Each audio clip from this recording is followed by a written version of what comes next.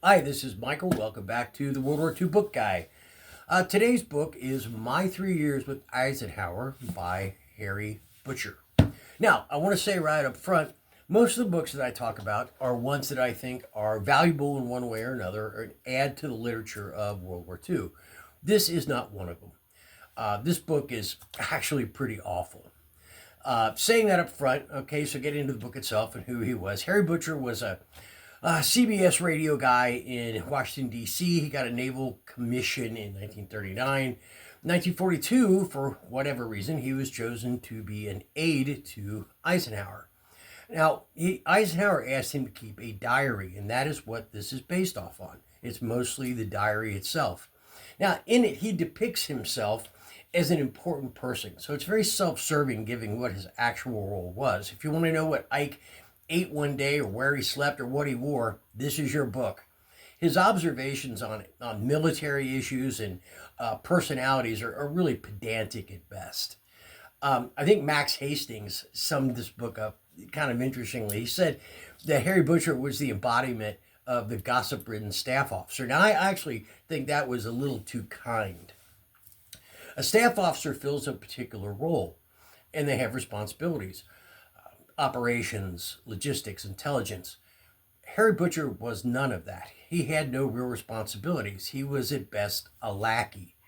Now, I think about, Suetonius, the ancient Roman historian, was a invertent gossip, but he did it with a certain amount of insight and wit.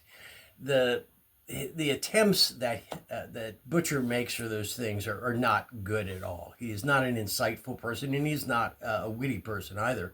Also, he rushed this book to publish in 1946 so he could capitalize on Ike's popularity and his own alleged role with Eisenhower. Eisenhower, by the way, was not particularly happy about that because I'm sure you could see it for what it was, just a cheap money grab to play off his relationship with Eisenhower. In fact, in Eisenhower's book, Crusade in Europe, Butcher's only mentioned 3 times, and they're almost as a footnote. He'll say, he's talking about a meeting with certain people, and he's listing people, and Harry Butcher, his name is in there as my naval aide. He never mentions his closeness to Butcher, his value that he brought, or any accomplishments that he brought as well. So all in all, I think it's a waste of the reader's time and the paper that it's written on. So why would I keep a book like this? Well, first of all, I have an affinity for old books, and this is an old copy of a book. And if I don't love them, who's going to?